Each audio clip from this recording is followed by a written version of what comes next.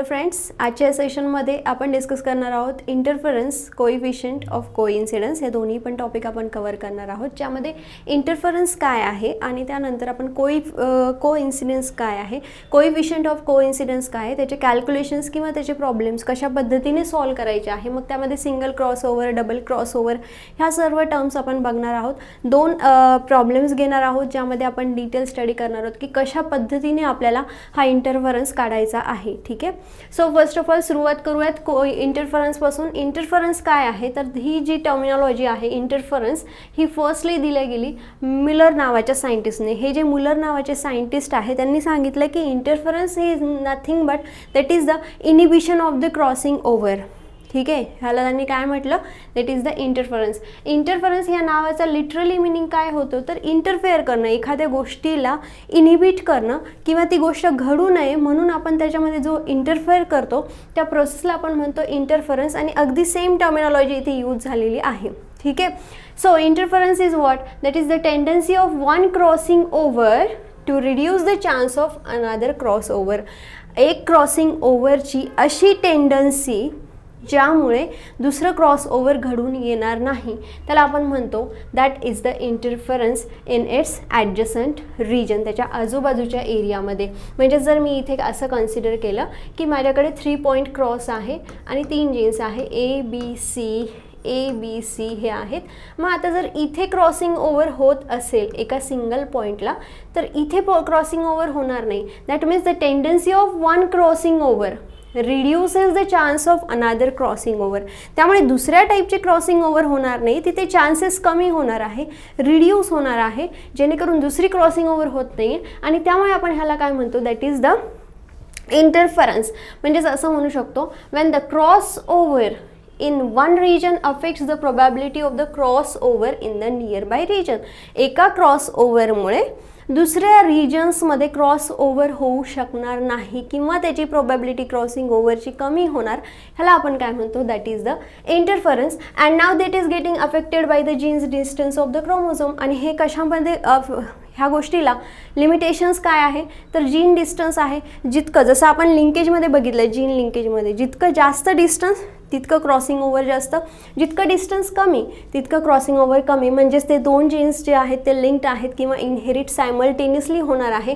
म्हणजेच ऑब्वियसली इथे पण क्रॉसिंग ओव्हरशी संबंधित फेनॉमेनॉन असल्यामुळे इथे लिमिटेशन्स काय आहे, तर distance of the chromosome. So lesser gene distance greater the interference vice वर्सा.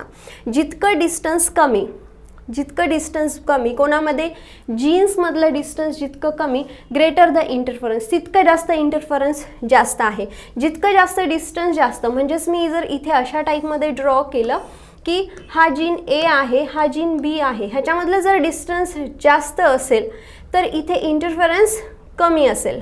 सो डिस्टन्स जर जास्त असेल तर interference is lesser.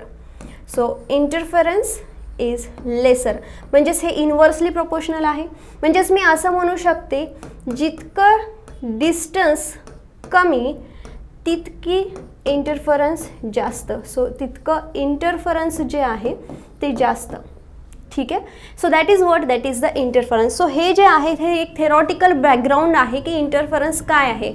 Now moving towards the next, that is the coincidence. आता एकदा कोइन्सिडन्स समजून घेऊयात. कोइन्सिडन्स म्हणजे काय, again this term is also coined by the Muller नावाच्या सायंटिस्टने ही टर्मिनॉलॉजी दिली आहे.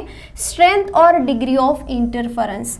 स्ट्रेंथ किती आहे किंवा इंटरफरन्सची किती त्याची डिग्री आहे, त्याला आपण काय म्हणतो, दॅट इज द कोइन्सिडन्स. म्हणजे जसं मी आता तुम्हाला सांगितलं, जितकं डिस्टन्स कमी कोणामधलं, जीन्समधलं. सो जीन डिस्टन्स जितकं कमी तितकं जास्त काय आहे, इंटरफरन्स आहे.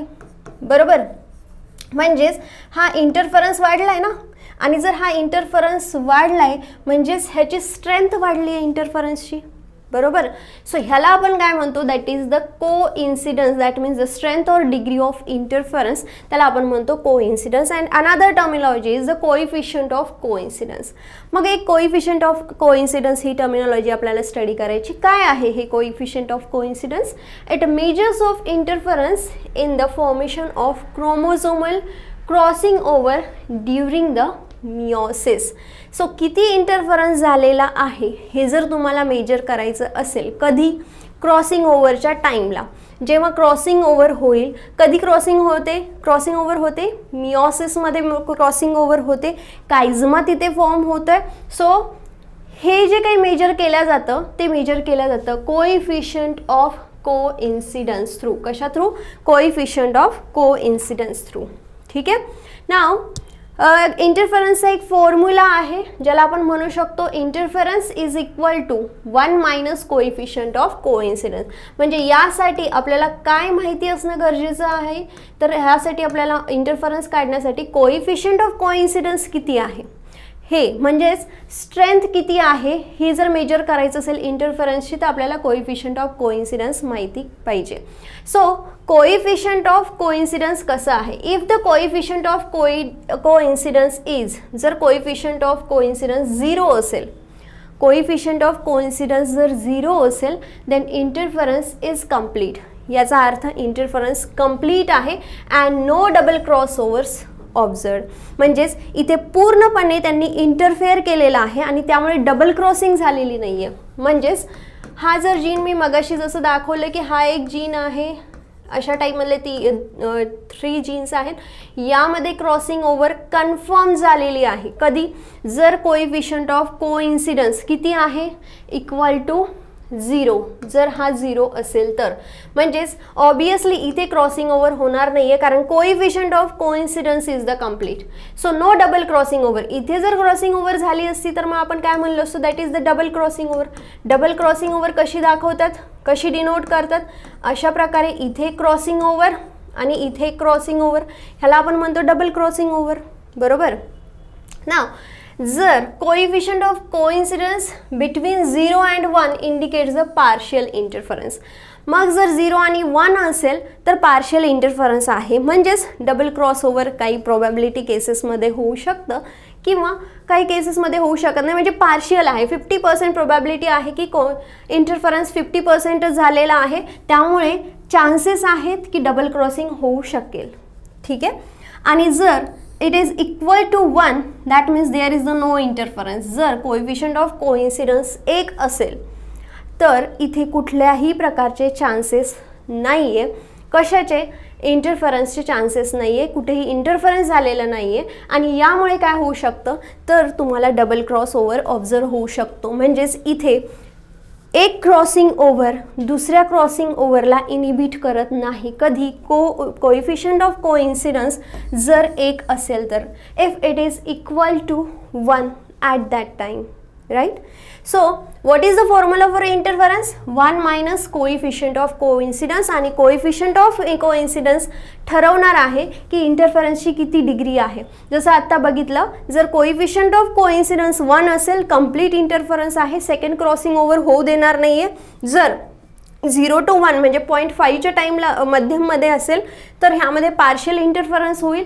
आणि थर्ड जो केस आहे, म्हणजे जर 1 असेल तर याचा अर्थ डबल क्रॉसिंग होणार आहे, कारण की तिथे कुठल्याही प्रकारचं इंटरफरन्स केलेलं नाही, इंटरफेअर झालेलं नाही. आणि जर कुठल्याही प्रकारचं इंटरफेअर होत नसेल तर डबल क्रॉसिंग ऑब्वियसली घडून येणार आहे. So we can say that is the no interference and expected the double cross overs can be observe. आता आपण एक्झाम्पल थ्रू बघूयात की कशा प्रकारे आपण एक्सपेक्टेड डबल क्रॉस ओव्हर काढू शकतो. डबल क्रॉस ओव्हर फ्रिक्वेन्सी कशी काढायची, कोएफिशियंट ऑफ कोइन्सिडन्स कसा काढायचा, किंवा इंटरफरन्स कशा प्रकारे कॅल्क्युलेट करायचं. But before going to discuss this problem we should know certain formulae. फॉर्म्युले आपल्याला काही माहिती असणं गरजेचं आहे. जसं आत्ता फर्स्ट जो फॉर्म्युला आपण बघितला, काय फॉर्म्युला बघितला? The first formula is the interference is equal to 1 minus coefficient of coincidence. याला शॉर्टमध्ये कोइफिशियंट ऑफ कोइन्सिडन्स असे लिहिते मी. ठीक आहे. त्यानंतर आपल्याला काय माहिती पाहिजे, यानंतर हा एक फॉर्म्युला झाला. दुसरा जो फॉर्म्युला आहे जो आपल्याला माहिती पाहिजे, that is coefficient of coincidence. Coefficient of coincidence तर काढता आला पाहिजे ना, कारण इंटरफरन्स तर काढायला चाललो पण आपल्याला माहीत नाही कोइफिशियंट ऑफ कोइन्सिडन्स काय. मग कोइफिशियंट ऑफ कोइन्सिडन्स तुम्ही कसा काढू शकतात? ऑब्झर्व डबल क्रॉसओव्हर, जितका डबल क्रॉसओव्हर ऑब्झर्वड आहे divided by expected double crossover, divided by expected double crossover. Observed म्हणजे जो तुम्हाला दिलेला आहे यामध्ये. म्हणजे इथे जर डबल क्रॉसओव्हर बघितलं तर हे दोन जे आहे ते डबल क्रॉसओव्हर आहे. म्हणजे तुम्ही किती ऑब्झर्व केलेले आहेत आणि किती एक्सपेक्टेड डबल क्रॉसओव्हर्स आहेत. So that is the coefficient of coincidence. आणि मग जर कोएफिशियंट ऑफ कोइन्सिडन्स तुम्हाला मिळाला तर तुम्ही इंटरफरन्स काढू शकतात. पण तुम्ही एक्सपेक्टेड DCO कसं काढणार आहे? So the third formula you should know. आता तिसरा फॉर्म्युला जो तुम्हाला माहिती असणं गरजेचं आहे that is the number of expected double crossover frequency. सगळ्यात अगोदर आपल्याला फ्रिक्वेन्सी काढावी लागेल, डबल क्रॉसओव्हरची फ्रिक्वेन्सी. मध्ये कसं करणार? Single crossover of first and single not and, फॉर्म्युलामध्ये अँड येणार नाही आहे, into single crossover to, that is what, that is the frequency expected DCO.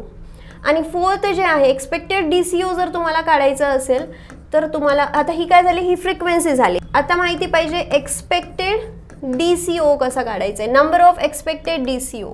ही झाली फ्रिक्वेन्सी. फ्रिक्वेन्सीच्या व्यतिरिक्त नंबर ऑफ एक्सपेक्टेड DCO जर काढायचं असेल तर त्यासाठी फॉर्म्युला काय आहे? Expected DCO frequency into total individuals, total number of the progenies present over there. आणि आणखी एक फॉर्म्युला माहिती असणं गरजेचं आहे. ठीक, आता हे सगळ्या गोष्टी आपल्याला माहिती आहे, हे फॉर्म्युलेज आपल्याला माहिती आहे. सिंगल क्रॉसओव्हर फ्रिक्वेन्सी कशी काढायची, single crossover plus double crossover divided by total, हे सर्व माहिती आहे. ठीक आहे, आता आपल्याला एक एक्झाम्पल घ्यायचं आहे आणि ह्यावरून आपण काय काढायचं आहे तर आपल्याला काढायचं आहे इंटरफरन्स किती झालेला आहे, कोएफिशियंट ऑफ कोइन्सिडन्स किती आहे आणि कशा पद्धतीने हे कॅल्क्युलेट केले जातात. That we are going to discuss in this part. So first of all, see, suppose the Drosophila females of the genotype A capital A small a capital B C were crossed with the male of the genotype A B C. This leads to what? 1000 progeny. म्हणजे total progenies किती आहे? 1000. म्हणजे आपल्याला कुठे progeny total लागणार आहेत? एक तर ह्या फॉर्म्युलामध्ये टोटल प्रोजेनी लागणार आहे, एक सिंगल क्रॉसओव्हरच्या टोटलमध्ये लागणार आहे. सो किती टोटल प्रोजेनी आहे? 1000 progeny of the following types. ह्या सगळ्या 1000 प्रोजेनी आहे. मग आता ह्यासाठी आपल्याला काय लागणार आहे तर आपल्याला सगळ्यात महत्त्वाचं अगोदर काय लागेल तर एक्सपेक्टेड DCO फ्रिक्वेन्सी लागेल, त्यानंतर एक्सपेक्टेड DCO लागेल. फ्रिक्वेन्सी काढल्याच्या नंतर मग आपण इथे काय करू शकतो, त्या व्हॅल्यूज पुट आउट करू शकतो. आणि सिंगल क्रॉसओव्हर काढण्यासाठी आपल्याला एक्सपेक्टेड DCO फ्रिक्वेन्सी काढण्यासाठी आपल्याला सिंगल क्रॉसओव्हर माहिती असणं गरजेचं आहे. ठीक आहे, आता एकदा क्वेश्चन बघून घ्या. ह्या क्वेश्चनमध्ये त्यांनी सगळं दिलेलं आहे. पॅरेंटल टाईप हे दिलेले आहेत, बरोबर, हे दोन पॅरेंटल टाईप आहे. त्यानंतर हे सिंगल क्रॉसओव्हर्स आहेत. त्यानंतर सिंगल क्रॉसओव्हर बिटवीन AB आहे, सिंगल क्रॉसओव्हर बिटवीन BC पण दिलेलं आहे. ठीक आहे, त्यानंतर डबल क्रॉसओव्हर्स दिलेले आहेत.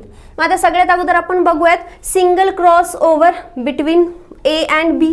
सो इथे जर मी असं लिहिलं single crossover between A and B, single crossover between A and B जर मला कॅल्क्युलेट करायचं असेल तर मी कशा पद्धतीने करेल? So single crossover frequency calculate करायची असेल तर A आणि B मला ऑलरेडी माहिती आहे किती आहे, 180 प्लस 152 प्लस ह्याच्यामध्ये मी काय कन्सिडर करणार आहे, डबल क्रॉसओव्हर. एव्हरी टाईम जेव्हा मला सिंगल क्रॉसओव्हरची फ्रिक्वेन्सी काढायची आहे तेव्हा मी प्रत्येक वेळी डबल क्रॉसओव्हर कन्सिडर करणार आहे. म्हणजे डबल क्रॉसओव्हर आहे 23 प्लस 27 हे आहेत, डिवायडेड बाय किती टोटल आहेत, टोटल आहे 1000. ठीक आहे, so this is the calculation. अशा टाईपमध्ये करायचं आहे. कशामध्ये सांगितले? A आणि B मध्ये. दुसरं त्यांनी काय सांगितलं, आता हे जे काही येणार आहे आपल्याला that is between the A आणि B.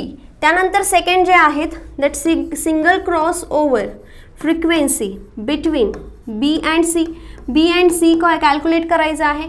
B आणि C मधला डिस्टन्स बघा किती दिलेला आहे, प्रोजेनीज किती आहे, that is the 81 plus 89 plus obviously double crossover consider करणार आहे 23 प्लस 27 अँड डिवायडेड बाय 1000. ठीक आहे, आता हे काय मिळाले आपल्याला, सिंगल क्रॉसओव्हरच्या फ्रिक्वेन्सीज मिळाल्यात.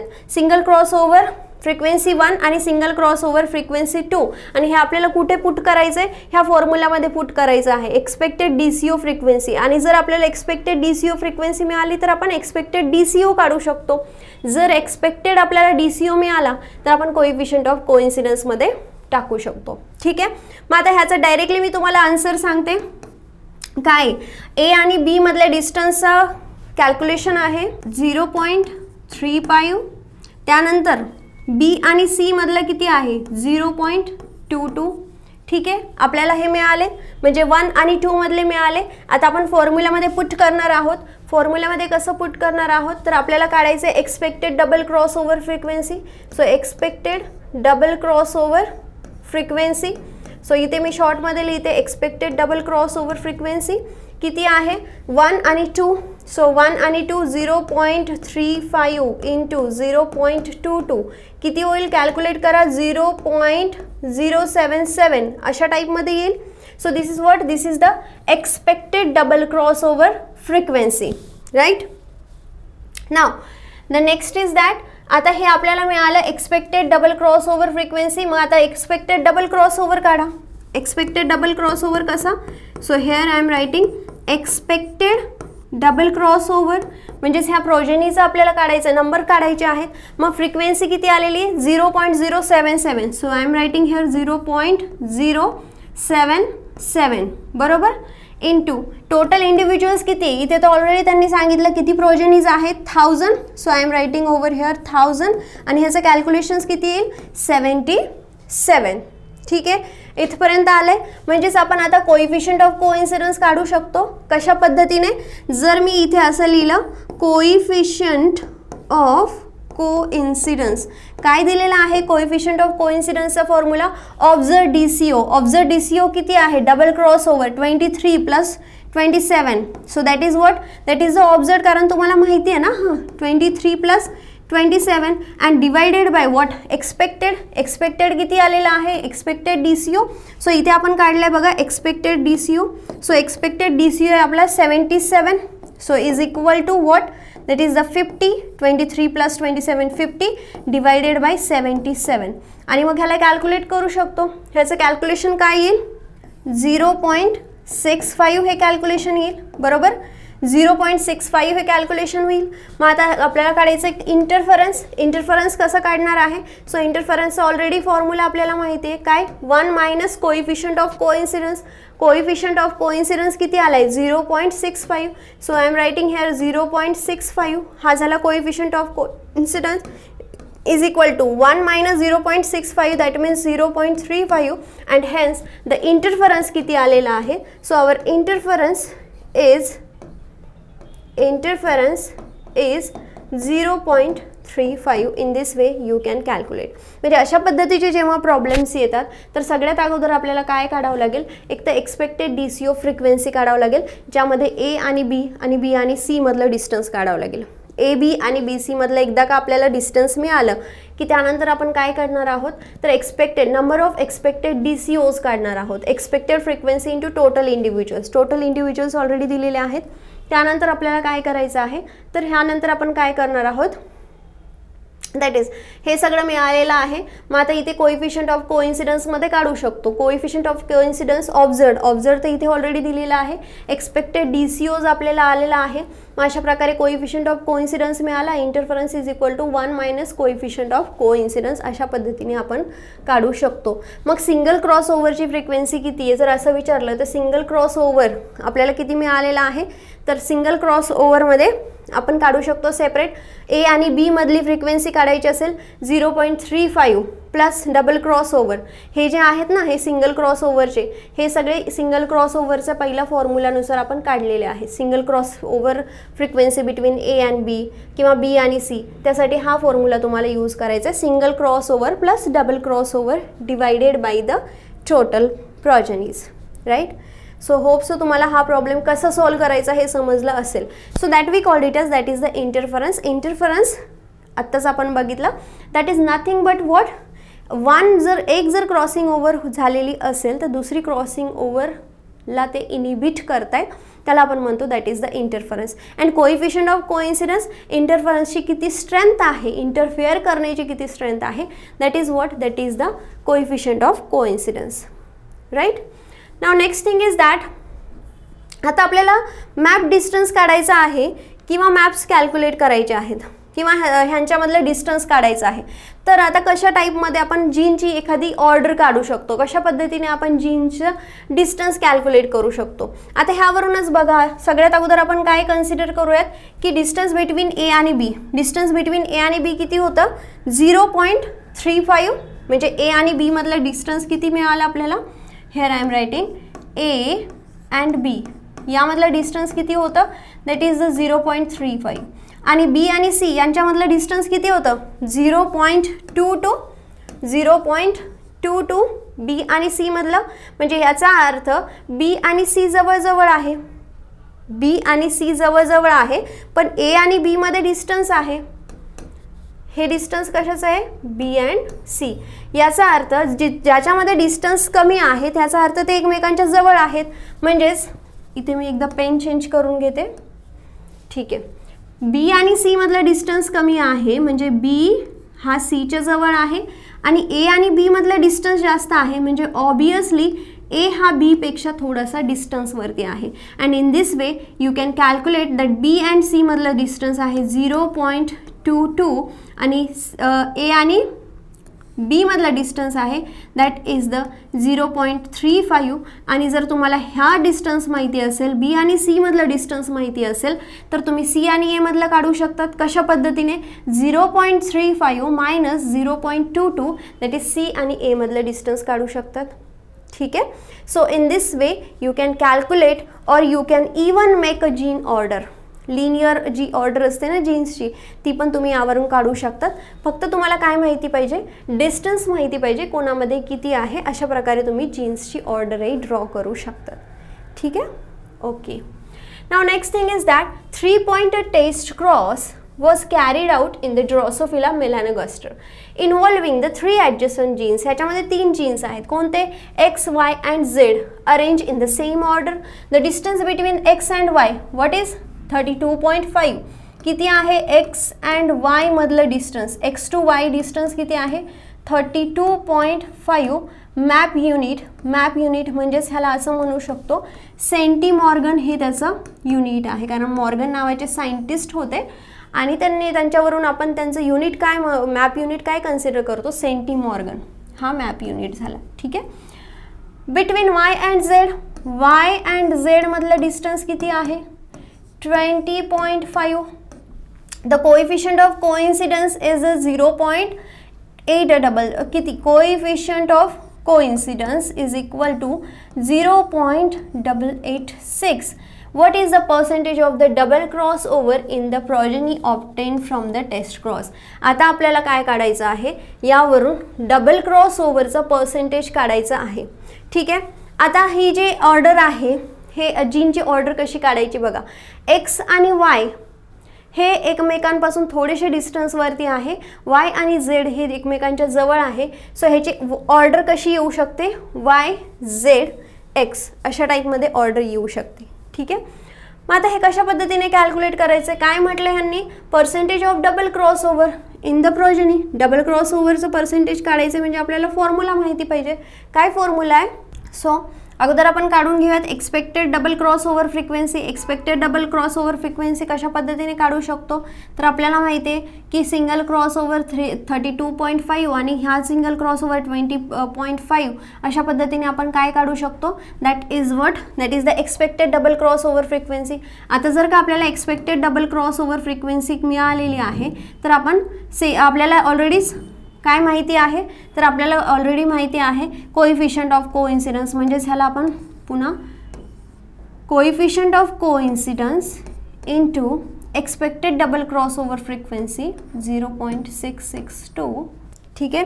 सो डबल क्रॉसओव्हर आपल्याला काय मिळणार आहेत, एक्सपेक्टेड डबल क्रॉसओव्हर 0.886 हे काय आहे, हे कोइफिशियंट ऑफ कोइन्सिडन्स आहे इंटू 0.662 हे काय आहे, एक्सपेक्टेड डबल क्रॉसओव्हर फ्रिक्वेन्सी आहे. ह्याला आपल्याला कॅल्क्युलेट केलं इंटू केलं तर आपल्याला रिझल्ट मिळतो 0.5902 आणि आपल्याला फ्रिक्वेन्सी किंवा पर्सेंटेजमध्ये सांगायचं आहे तर ह्याला इंटू 100 करणार आहोत. 0.5902 इंटू 100 म्हणजे जे काही येईल ते काय येणार आहे तुमचं, that is the double crossover frequency येणार आहे. डबल क्रॉसओव्हर किती आहे हे तुम्ही कॅल्क्युलेट करू शकतात पर्सेंटेजमध्ये. So in this way you can calculate the percentage of the double crossover. Percentage काढायचे म्हणून तुम्ही काय केलं, इंटू 100 केलं. सो समथिंग 0.6 किंवा 0.06% अशा पद्धतीने काय येणार आहे तर तुमचं पर्सेंटेज येणार आहे. So in this way you can calculate. पण त्यासाठी काय माहिती पाहिजे, त्यासाठी आपल्याला फॉर्म्युलीज माहिती पाहिजे आणि फॉर्म्युलीजवरून तुम्ही कॅल्क्युलेट इझिली करू शकतात. ठीक आहे.